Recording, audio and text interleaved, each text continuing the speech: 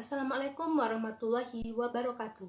Perkenalkan, nama saya Aisyah Adila Beliana dari kelas 6 EC dengan mata kuliah Kewarganegaraan Fakultas Peternakan Universitas Brawijaya. Di sini, saya akan menjelaskan tentang salah satu studi kasus yang bertemakan negara dan warga negara dengan judul PPKM di seluruh Indonesia berakhir pada tanggal 20 September 2021. Pemberlakuan pembatasan kegiatan masyarakat atau yang disingkat dengan PPKM level 4, 3, dan 2 di Jawa Bali dan luar Jawa Bali yang dimulai 7 September lalu akan berakhir pada hari ini, Senin, tanggal 20 September 2021. Pemerintah telah memberlakukan PPKM level 4, 3, dan 2 dalam kali 9 perpanjangan sejak awal penanganan pandemi COVID-19. Hingga kemarin masih ada tambahan kasus positif COVID-19. Kemarin ada tambahan 2.000 lebih kasus baru. Sehari sebelumnya, kasus positif bertambah 3.385 kasus.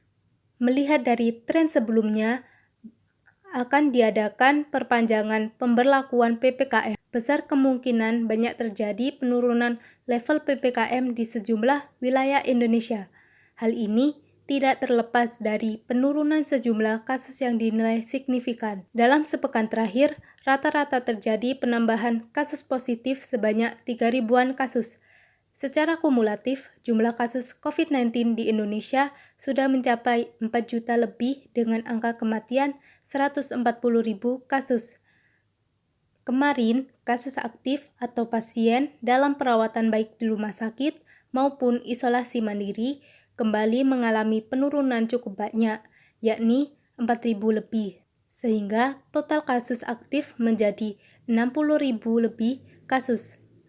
Langkah yang terbaik memang mempertahankan apa yang sudah dicapai, bukan menurunkan kewaspadaan, ujar juru bicara pemerintah untuk COVID-19 dan Duta Adaptasi Kebiasaan Baru, Dr. Raisa Brotoasmoro.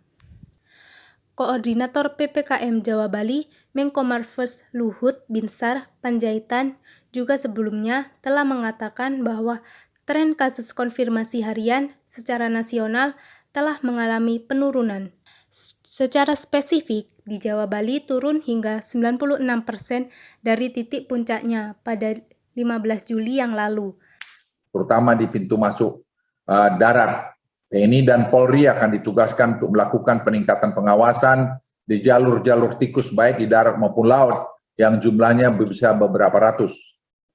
Sesuai arahan Presiden, kami di Kabinet juga sudah diminta mengantisipasi kemungkinan terjadi gelombang baru ke depan. Dan berdasarkan salah satu studi di Scientific Report berjudul Multi-Wave Pandemic Dynamics Explanation, Dr. Raisa mengatakan catatan pemerintah pusat pada Minggu kedua September 2021 juga menunjukkan bahwa jumlah kasus aktif sudah turun di bawah 100.000 kasus. Publik seperti sarana olahraga juga sudah mulai difungsikan. Tapi ingat, semua fasilitas publik tersebut memberlakukan proses screening atau pemilahan pengunjung. Mereka yang sudah divaksinasi lengkap dapat menunjukkan status mereka melalui aplikasi Peduli Lindungi. Pemerintah menyatakan akan terus menerapkan PPKM di Jawa Bali dan luar Jawa Bali selama virus corona belum sepenuhnya hilang. Penerapan PPKM di Jawa Bali akan dievaluasi tiap 1 pekan dan di luar Jawa Bali tiap 2 pekan sekali. Luhut mengatakan PPKM akan selamanya menjadi instrumen pemerintah dalam pengendalian COVID-19 di tanah air. Meski terus memberlakukan PPKM, namun pemerintah juga telah melonggarkan pembatasan di sejumlah daerah. Pemerintah mulai mengizinkan berbagai fasilitas umum beroperasi seperti mal, taman bermain, tempat rekreasi, pasar, hingga bioskop. Pembukaan berbagai fasilitas itu dibarengi dengan penerapan protokol kesehatan yang ketat. Salah satunya syarat telah melakukan vaksinasi minimal dosis pertama. Dengan kedatangan vaksin COVID-19 ini, Indonesia memiliki stok sebanyak 257.350.400 dosis. Menkominfo Johnny J. Plate mengatakan kerjasama internasional berperan besar dalam upaya penanganan pandemi di Indonesia.